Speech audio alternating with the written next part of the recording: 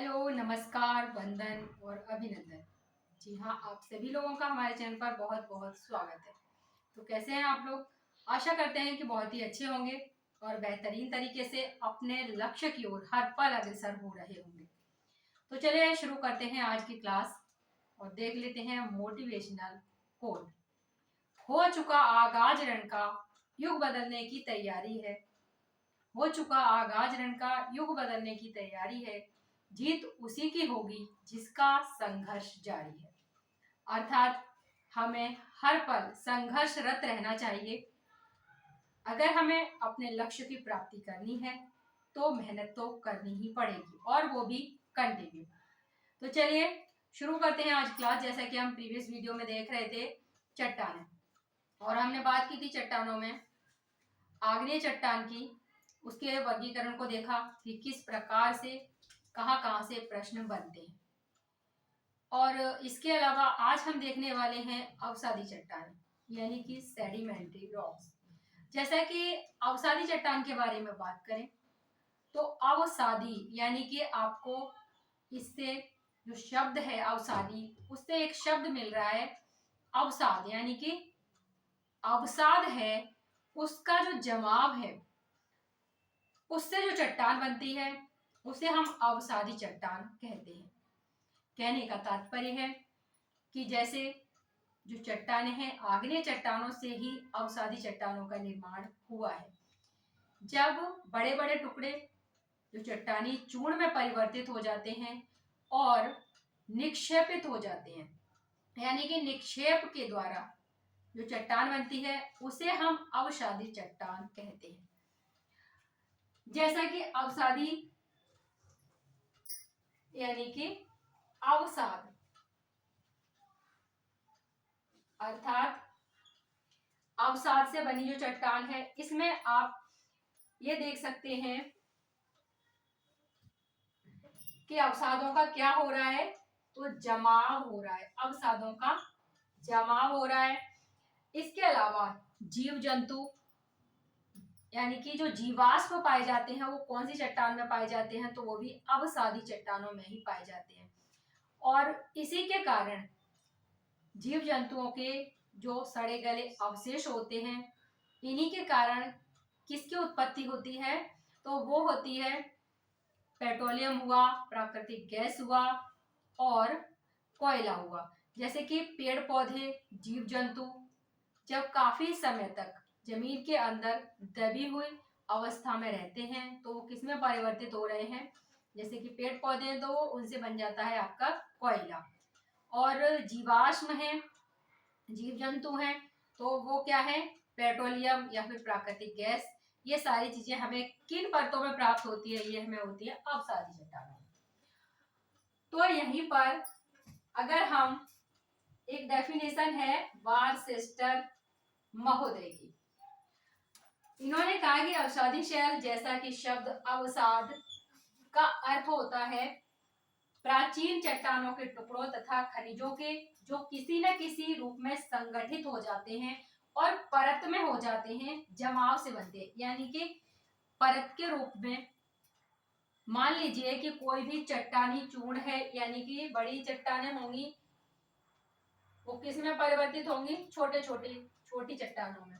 अब ये किस में परिवर्तित हो जाएगा, एक तरह से बालू कंकड़ रेत यानी कि मिट्टी की अवस्था हो जाएगी। और इसी प्रकार से इसका क्या हो जाएगा, निक्षेप हो जाएगा। और इस निक्षेप के ऊपर और भी चट्टाने हैं उनका निक्षेप हो जाएगा, यानी कि जो चट्टानी चूर्ण परतों के रूप में निक्षेपित हो रहा है उसी से क्या बन रही है, हमारी ये चट्टान बन रही है। और इस चट्टान को हम अवसादी चट्टान कह रहे हैं। अवसादी चट्टान को हम परतदार चट्टान भी कहते हैं।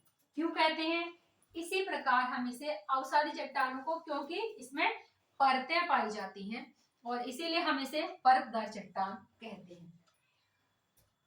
उसके अलावा यहाँ पर सेडिमेंट्री रॉक्स, यानी कि जो इंग्लिश मीनिंग है इसका सेडिमेंट्री, तो इसका अर्थ अगर हम देखें तो सेडिमेंटम एक शब्द है यहाँ पर,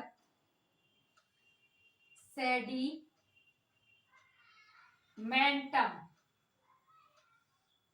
ये शब्द किसका है, कौन सी भाषा का है? तो ये है लैटिन भाषा का, यानी कि लैटिन भाषा का शब्द है सेडिमेंटम, और उससे ही सेडिमेंट्री शब्द बना हुआ है। कभी कभी प्रश्न पूछ लिया जाता है कि सेडिमेंटम शब्द किस भाषा से लिया गया है, तो ये है लैटिन भाषा का शब्द है। अब अगर देखें तो इसका अर्थ क्या होता है, तो इसका अर्थ होता है नीचे बैठना, नीचे बैठना। यानी कि किसके बारे में कहा गया है, तो ये अवसाद के बारे में कहा है कि अवसाद का नीचे बैठना यानी कि जमाव हो जाना, परत दर जमाव हो जाता है, और उसी को हम अवसादी या परतदार चट्टान कहते हैं। ये हो सकता है कि आपकी डेफिनेशन ही पूछ ली जाए, तो ये डेफिनेशन किसने दी है, वार्सेस्टर ने दी है। आगे बढ़ेंगे और बात करेंगे इनकी विशेषताओं की, यानी कि जो अवसादी चट्टान है इनकी कौन कौन सी विशेषताएं हैं, वहां से भी प्रश्न पूछे जाते हैं। विशेषताएं,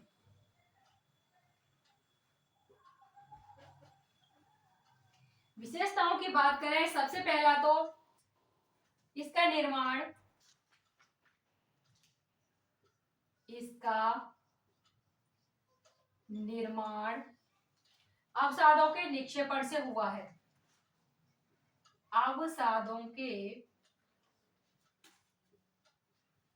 निक्षेपण से हुआ है।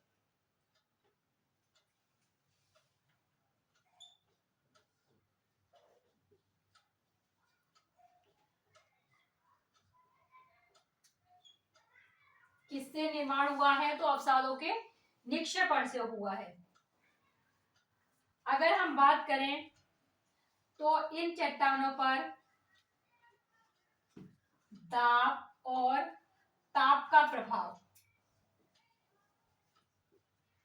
ताप का प्रभाव नहीं पड़ता, यानी कि नगण्य। पूछा जा सकता है कि अवसादी चट्टानों पर दाब और ताप का प्रभाव पड़ता है, तो ये नहीं होता इसमें। नेक्स्ट हम देखें इसकी विशेषता में जीवावशेष, जीवावशेष ये इसमें पाए जाते हैं, यानी कि जीवावशेष किस चट्टान में पाए जाते हैं, आग्नेय अवसादी रूपांतरित, तो अवसादी चट्टानों में जीवावशेष पाए जाते हैं, यानी कि जीवांश। इसके बाद अगर हम बात करते हैं भूपृष्ठ की, भूपृष्ठ पर 75% भाग पर विस्तृत है। ये विस्तार की बात कर रहे हैं तो 75% भाग पर इनका विस्तार है, और 25% पर किसका है, तो ये है आग्नेय और रूपांतरित या कायांतरित चट्टानों का। ठीक है, पहला प्रश्न तो यह हो गया कि भूपृष्ठ पर 75% भाग पर विस्तार है इनका। वहीं पर एक और प्रश्न बन जाता है कि क्रस्ट की बनावट में, क्रस्ट की बनावट की अगर हम बात करते हैं तो इसमें इनका केवल 5% योगदान है, और बाकी किसका है, 95% किसका है, तो वो है आग्नेय और रूपांतरित। समझ रहे हैं ना, यानी कि क्रस्ट की बनावट में पूछे तो केवल 5% है, अगर भूपृष्ठ पर इसका विस्तार है वो 75% है। वहीं पर अगर इसमें देखें तो परतें, जैसा कि परतें तो इसमें पाई जाती हैं, परतें पाई जाती हैं। अगर कहा जाए कि ये रवेदार हैं तो ये रवेदार नहीं है। यानी कि रवेदार नहीं है ये। परतें इनमें होती हैं लेकिन रवेदार नहीं होती। अगर इनकी बात करें और क्या विशेषताएं जो कि अवसादी चट्टानों में हो सकती हैं और वहां से प्रश्न बन सकते हैं, तो ये चट्टानें संगठित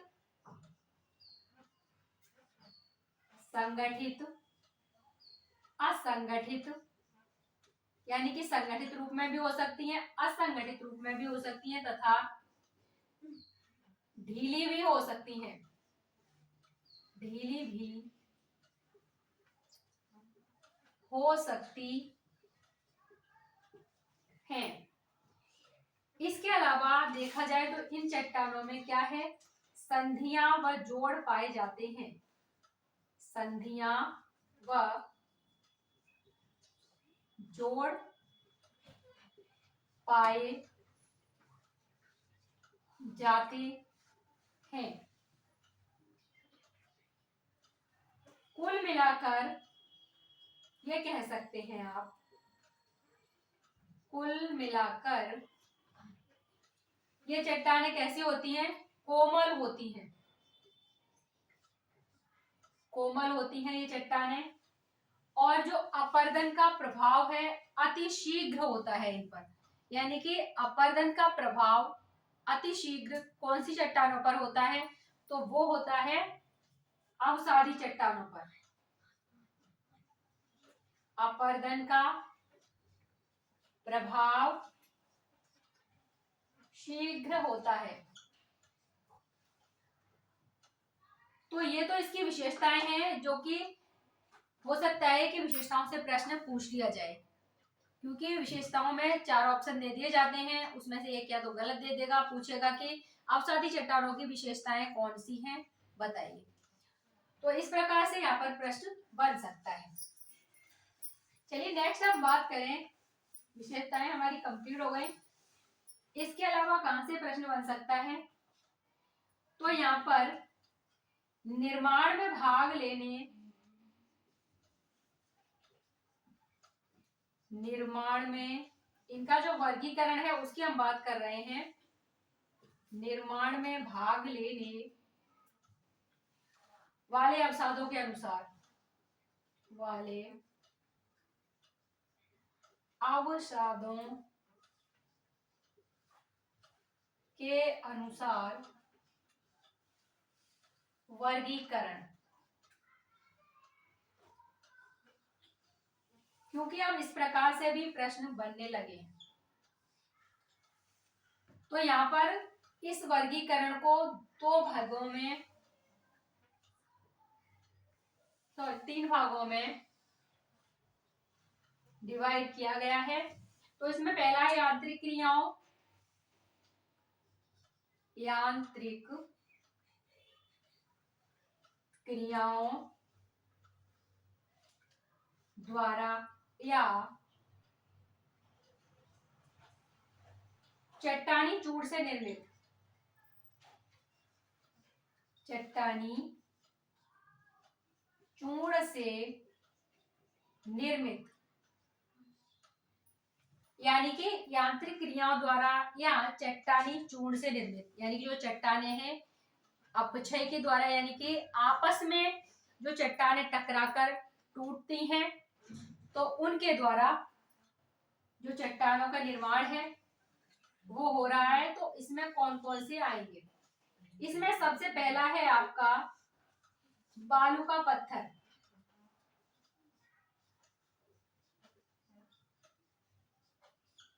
दूसरा है जल में निर्मित बालू का पत्थर, जल में निर्मित बालू का पत्थर, कांग्लोमरेट, कांग्लोमरेट यानी कि अवसादी चट्टानें कौन कौन सी होती हैं, तो ये प्रश्न काफी बनता है। तो यहाँ पर आपको याद रखना है कि बालू का पत्थर है, जल में निर्मित बालू का पत्थर भी इसी श्रेणी में आएगा। और कांग्लोमेरेट भी इसी श्रेणी में आएगा। चीका मिट्टी, शेल और लोयस। इसमें है आपका चीका मिट्टी और आपका शेल है और है लोयस। तो ये सारे अवसादी चट्टानों में आते हैं, वो भी यांत्रिक क्रियाओं द्वारा या चट्टानी चूर से निर्मित जो चट्टाने हैं उनकी हम बात कर रहे हैं। नेक्स्ट है आपका जैविक तत्वों से निर्मित, जैविक तत्वों से निर्मित चट्टाने। अब जैविक तत्वों से निर्मित जो चट्टाने हैं उनके अंतर्गत कौन कौन सी आएंगी? तो चूने का पत्थर,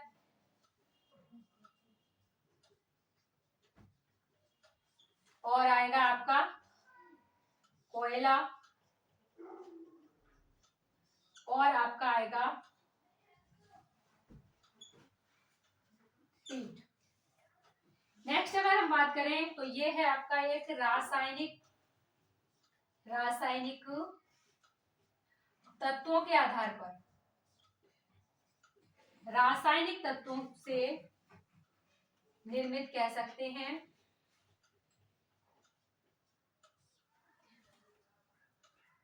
आपका यांत्रिक क्रियाओं द्वारा हो गया, जैविक तत्वों से निर्मित हो गया, अब आया रासायनिक तत्वों से निर्मित। अगर इसमें देखें तो खड़िया मिट्टी, सेल खड़ी, खड़िया मिट्टी, दूसरा आएगा इसमें सेल खड़ी, और आपका तीसरा आएगा नमक की चट्टान।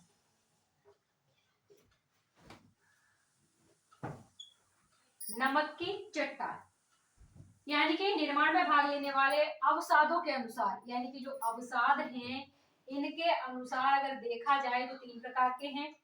एक तो यांत्रिक क्रियाओं के, दूसरा जैविक तत्वों से निर्मित है, तीसरा रासायनिक तत्वों से निर्मित है। अब इनके अंतर्गत कौन कौन सा है? तो सबसे पहला बालू का पत्थर, जल में निर्मित बालू का पत्थर, कांग्लोमरेट, चीका मिट्टी, शेल और लोयस है।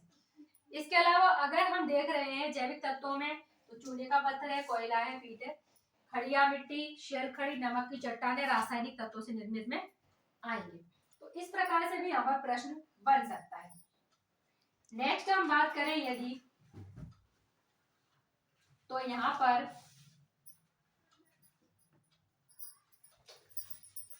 अभी इनके वर्गीकरण में 2 पॉइंट और हैं, उनकी भी बात कर लेते हैं।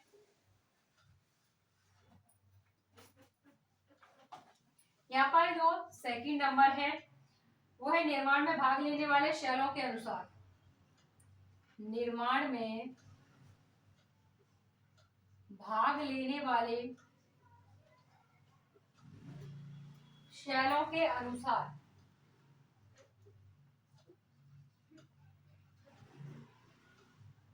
वहां पर हमने अवसाद के अनुसार देखे थे और यहाँ पर शैलों के अनुसार देखने वाले हैं। इसका जो वर्गीकरण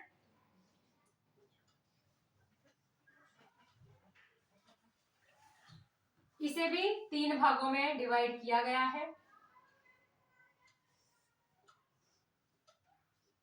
और पहला है इसमें जलज शैल। जलज शैल अगर हम बात करें जलज शैल की तो यानी कि ये सागर में निर्मित या फिर झील में निर्मित या फिर नदी में, सागर में निर्मित हो सकते हैं, झील में निर्मित हो सकते हैं या फिर नदी में। अगर हम यहाँ पर दूसरे की बात करते हैं, ये वायु द्वारा निर्मित, यानी कि वायु द्वारा निर्मित।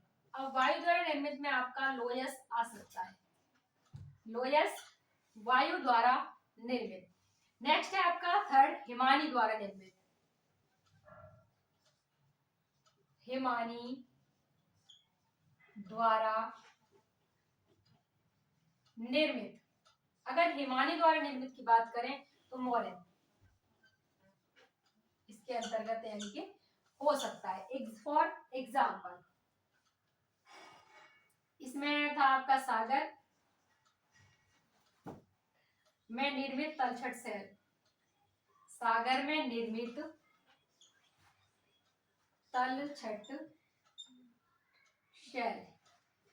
इसी प्रकार से आपका सागर में है, यहाँ पर आपका झील में हो जाएगा या फिर यहाँ पर आपका नदी में हो जाएगा। ठीक है, तो ये हो गया आपका निर्माण में भाग लेने वाले शैल के अनुसार वर्गीकरण। हो सकता है यहाँ से भी प्रश्न बना दे। नेक्स्ट है हमारा 3rd नंबर, उसे भी देख लेते हैं। 3rd नंबर है रचना सामग्री के आधार पर वर्गीकरण। रचना सामग्री के आधार पर वर्गीकरण।